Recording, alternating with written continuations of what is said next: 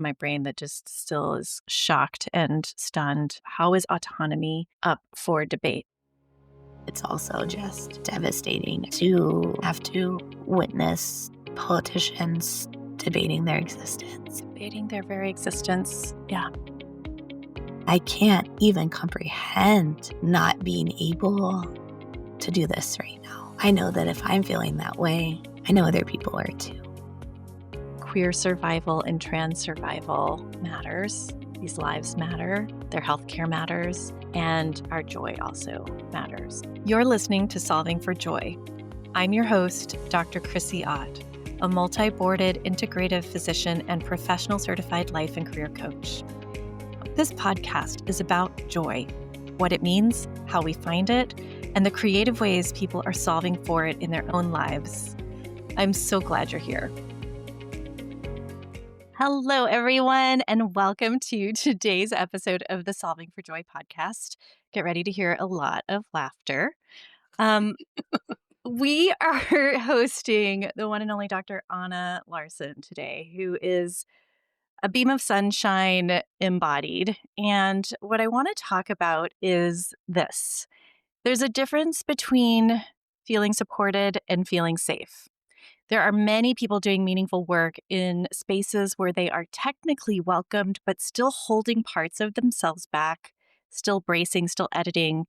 And over time, we know that takes a toll on our nervous systems, our leadership, our creativity, and yes, especially our capacity for joy. As a queer person myself, this isn't something I just observe. It's something that I live and have lived for many years. And it's one of the reasons conversations about belonging, safety, and healing in community matter so deeply to me. So today's conversation is about what becomes possible when healing happens in community, when people don't have to perform, explain, or protect themselves in order to belong. Dr. Anna Larson, our guest today, is a family medicine physician with over 15 years experience in the LGBTQ plus space, leadership, advocacy, as well as gender-affirming care. Notice we did not say radical gender ideology. Anna is also a coach and intuitive healer who deeply believes in the power of healing a community. As a queer person herself, note about pronouns, she/any, Anna brings both lived experience and deep wisdom to the work of helping queer individuals and clinicians create authentic, sustainable lives rooted in clarity, strength, and self-trust. So this conversation is especially exciting to me because it connects to some work that Anna and I are planning beyond this podcast, creating spaces where trans, queer, and allied people can rest, reconnect, and remember who they are when they're not in survival mode. Anna, I'm so excited you're here. I'm so excited to be here. Yes. Welcome, welcome, welcome. I often start our conversation asking about some tiny little joys that you are noticing lately. So, what is something bringing you delight and joy right now? Oh, well, right now, so my boss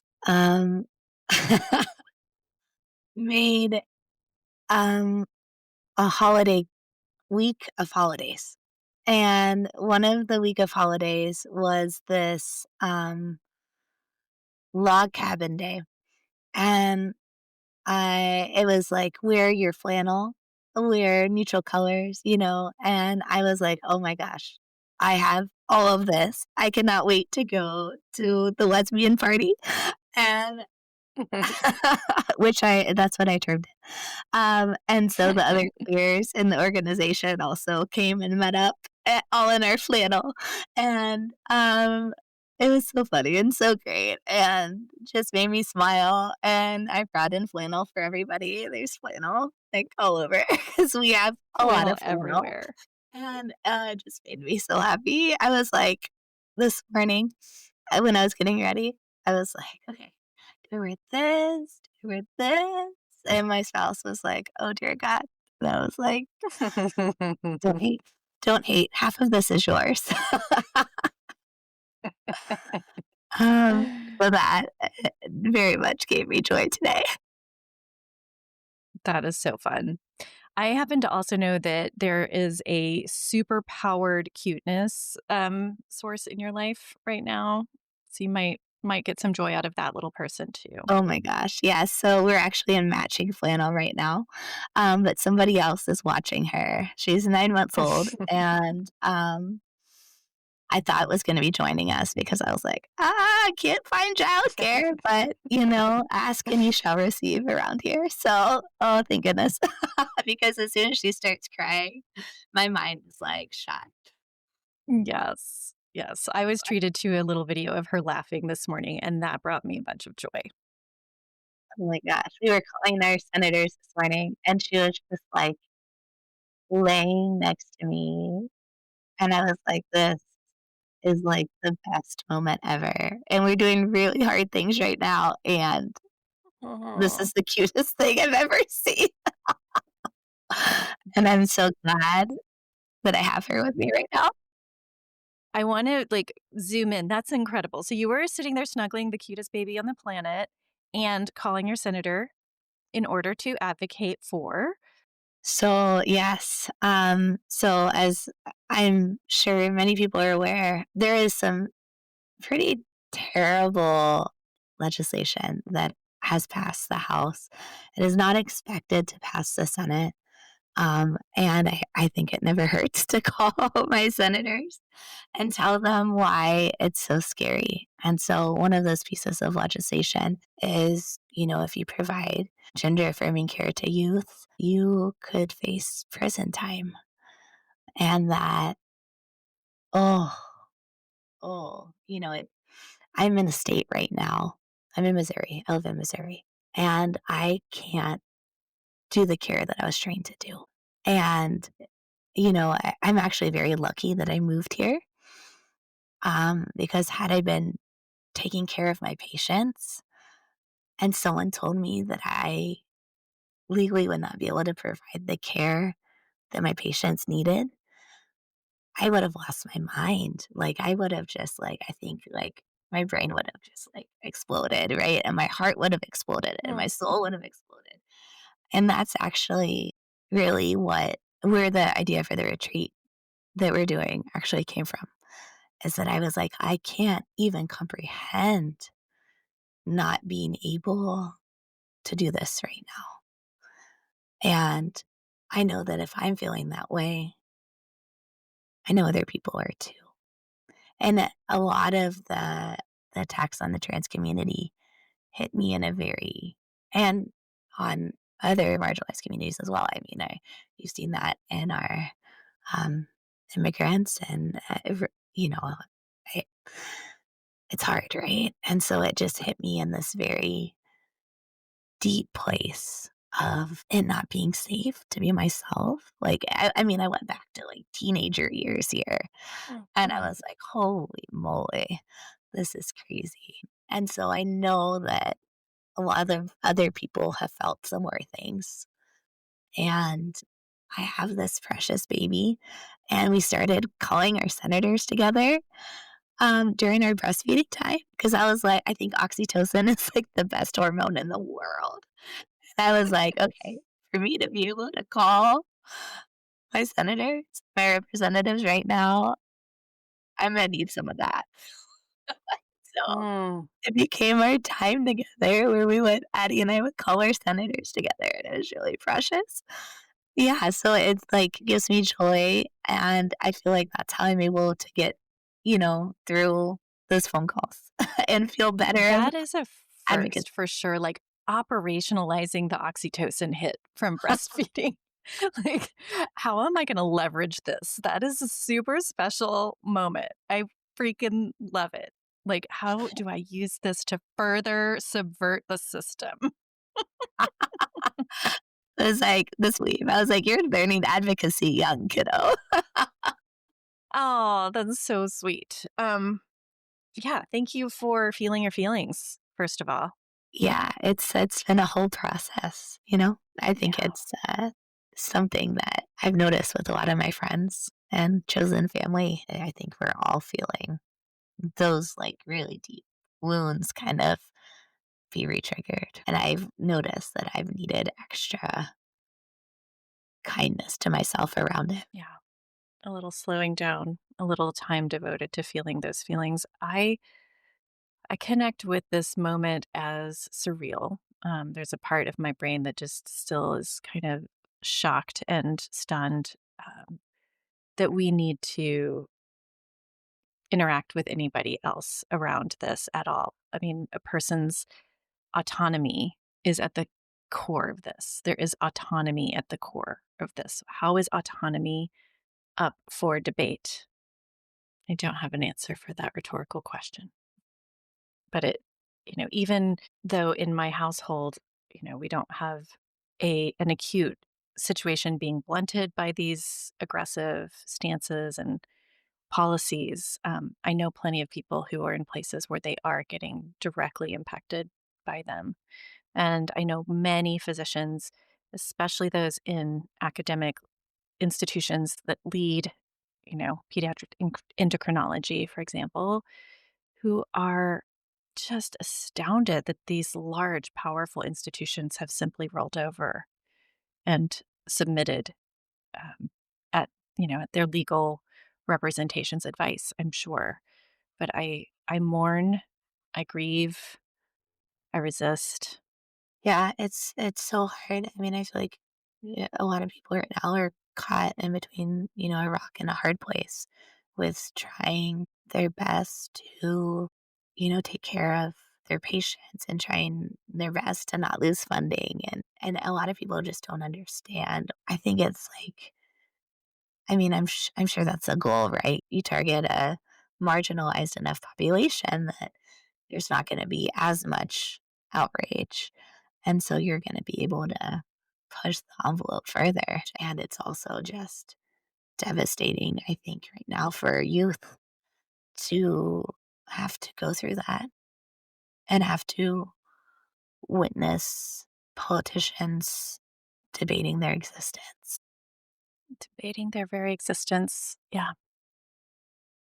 Yeah, I it's hard to watch, and it's hard to I think just because of how hidden I felt I had to be, um, in high school and college, applying to medical school, applying to residency, it just you know how much that affects you. And I remember being in residency and I felt like for the first time ever, I could be myself fully, you know? And I also, it helps me a little bit. My uncle is actually gonna be the event planner or is the event planner, has already been event planning. And he is now in his mid-70s and, experienced a lot of hard things back in the day. He lost his first love of his life to HIV, or to AIDS. Oh. And, thinking about the history of what our community has gone through and to hear stories and to hear, you know, trans people have always been here, queer people have always been here. Um, and in some cultures were really celebrated. And to hear more about how people got through that is really special to me. And so the bond between my uncle and I of creating this together has just been so beautiful and so meaningful. And he's always been my number one supporter, and I've always been his number Oh, one supporter. sweet. What's your uncle's name? I'm looking forward to meeting him. Uncle Mike. Uncle Mike. Awesome. I think that most of the people who listen to Solving for Joy really get this, but I want to go back for a moment to how how patients are suffering, and then also how trans and queer providers of gender affirming care suffer secondarily. So maybe you could walk us through an anonymized, example case of somebody whose care is being disrupted by these draconian policies. Yeah. Very I have so many of them. And some of them are closer to home than I want them to be. Um, I've got a friend whose kid is on a medication Mhm. for gender affirming care that they are no longer able to get. And they have been traveling to Minnesota for care because they're no longer able to see their healthcare team. And I have a lot more specific examples just because I have a lot of friends in Minnesota that I was working with who are taking care of patients from Florida and Tennessee and Texas. Missouri Mhm. and Texas and all the places where families are no longer able to get care. And these are the parents, a lot of these parents see how positively the impact has been to get gender affirming care. And they're trying to figure out with their doctor how to pay for the medications and whether or not the pharmacist will dispense the medic. I mean, and like the state differences and do they have to uproot their whole family to a different state?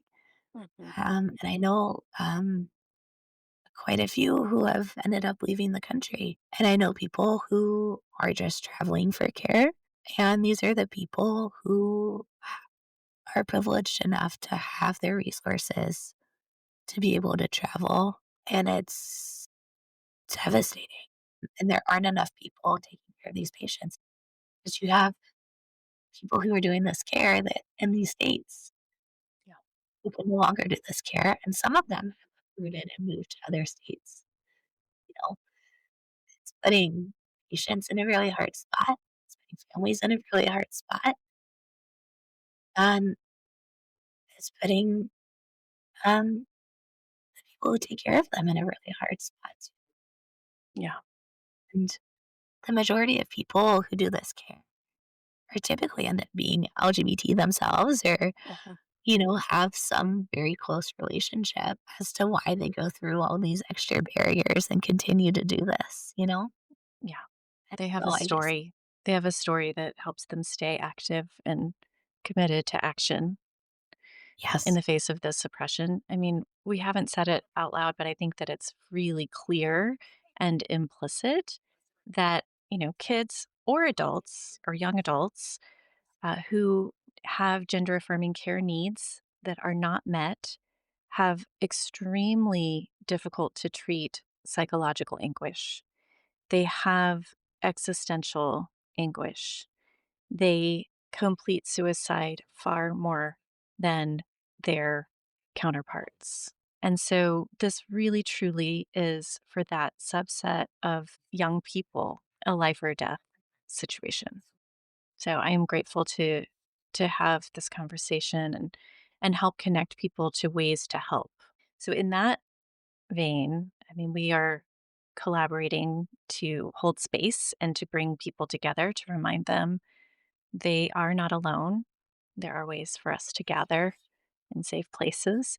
But also, what resources, Anna, are you aware of that our listeners might want to become aware of in terms of ways they can help with their prescribing or their charitable giving or their strategic actions? So, so Human Health and Services announced two different rules that one of which would prohibit hospitals that offer care for transgender youth from participating in Medicare and Medicaid and cut them off from federal funding entirely. And the other would prohibit the use of federal Medicaid and CHIP funding to cover medically necessary care for transgender youth. And they are proposed rules that are now under a 60-day commentary period. And so you can go to regulations.gov and you can look up these rules and you can comment on them. And so I think it would be very helpful for a lot of physicians to comment on these. And then there is also a bill that passed the House that criminalizes gender affirming care for minors that we talked about earlier. And depending on when this comes out, I never think it hurts to call your senators and let them know. And some people may disagree at this point. And then there are a lot of other things you can do as well. There's going to be a huge legal battle behind these things. And ACLU is huge. Trevor Project is huge. Through medical organizations, GLAMA has Mhm. been great. For those that don't know, that's the Gay and Lesbian Medical Association. I think also reaching out to your colleagues, just touching base with any trans or non binary patients. I think parents and patients. Yeah. I mean, touching base with parents and patients. Absolutely. Yeah, touching base with parents and patients of any trans or non binary youth or parents that are trans or non binary themselves. Mhm. As I think it's affecting everybody right now. Just checking in, to say, "Hey, I know there's a lot of hard stuff going on right now, and I'm thinking of you. How can I support you?" I've had a lot of people reach out to say, like, "Hey, I know someone who could really use what you're offering right now. Can I connect you?" Or, "Hey, I know some people who could really use this. I'm willing to buy the plane flight for them or Yeah. help with part of the food cost." Um, Yes. and so little things like that can be big things. Yeah. Just love on your trans families and people. And tell me about, this is definitely a through line. This has everything to do with why you were inspired to offer a retreat. But tell us a little bit about your vision. What do you want to create and serve to people who attend? I am always so amazed by being around community who gets it and how healing that is to me. How just being surrounded by people that you can be 1,000% your authentic self and be in community with other people who may be struggling right now is so good for us. And spending the time to process some of these things, how it may be affecting us, I think is very important because I think in some cases, people either aren't processing it or there's so many things happening at once that they might be numb to it or not able to process it, or it comes out sideways in hard ways with family or friends or Mhm. overworking or not able to work.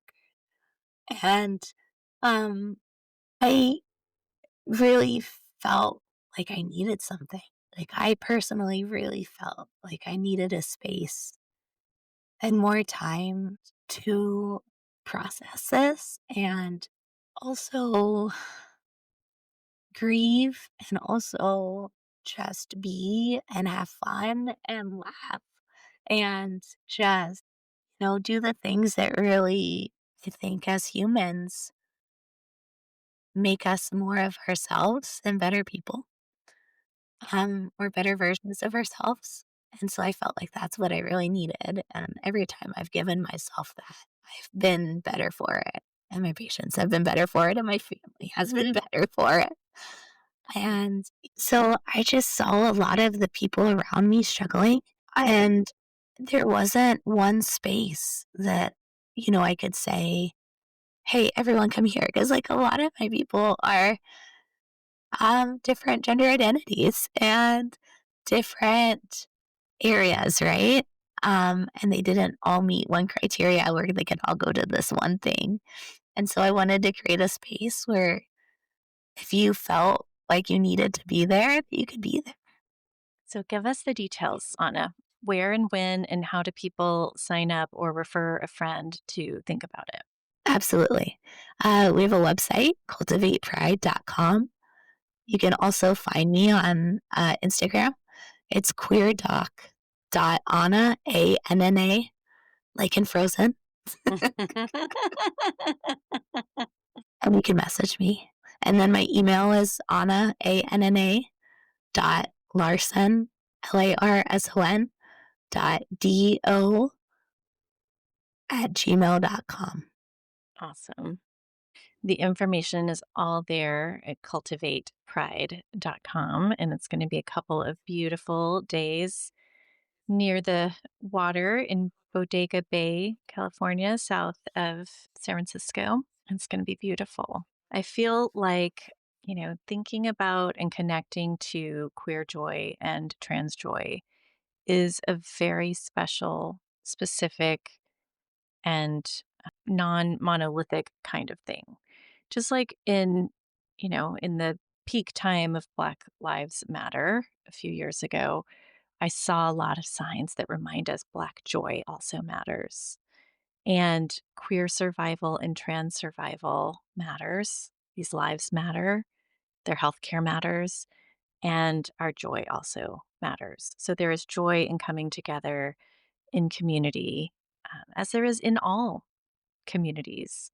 But there's a special kind of freedom and not having to explain or assess or code switch that is going to be available in this space. And I'm really looking forward to being part of it. I can't wait. I can't wait. Oh, I can't wait. Thank you, Yeah. Chrissie. Thank you for being here with us today, Anna. Thank you for demonstrating what it's like to be an activist and a nursing mom at the same time. And yeah, for all of the love that you leave in the world every single day. Oh, thank you. Thank you. As we wrap up today, I want to acknowledge how much truth, tenderness, grief, courage, and joy lived inside this conversation. If you're listening and feeling activated, heavy, hopeful, or tired, or just seen, all of that makes sense. None of it means you're doing it wrong. It means you're human and you're paying attention. One of the clearest through lines today is this: healing does not happen in isolation. It happens in community, especially where people don't have to edit, explain, perform, or protect themselves in order to belong. That's the heart behind the retreat Anna and I are facilitating through Cultivate Pride.